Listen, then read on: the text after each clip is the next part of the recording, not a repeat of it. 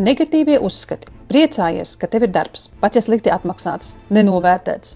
Izsūc tevi līdz mielēm, sabeidz tavu veselību un vistrakākais – tev tās riebjas. Bet ir taču jāpriecājas, jo citādi nebūtu vispār nekā. Citādi taču tu nespētu uzturēt ne sevi, ne savu ģimeni. Visiem taču tā ir. Man tas tik un tā neizdosies, lai kā es arī censtos, tāpēc labāk pat nemēģināt. Fords reiz ir teicis, vienalga, vai tu uzskati, ka tev tas izdosies, vai ka tev tas neizdosies. Abos gadījumos tev ir taisnība. Neziņa ir tas sliktākais, kas var būt. Labāk es zinu to slikto, nekā mūkos neziņā. Jaunas pieredzes veidošanās vienmēr ir saistīta ar neziņu. Tu nekad nezini gala iznākumu. Šis uzskats pilnībā bloķē tavu personības attīstību.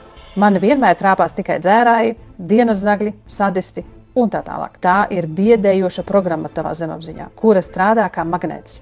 Puikas taču neraud. Tātad vīriešiem emocijas rādīt ir aizliegts. Visi bagātie cilvēki ir krāpnieki un zagļi. Godīgā veidā bagātību nopelnīt nav iespējams.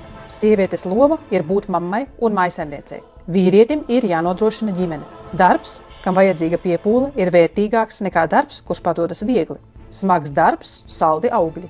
Viltīgs kā lapsa, strādīgs kā vērsis, labāk zīle rokā nekā mednis kokā.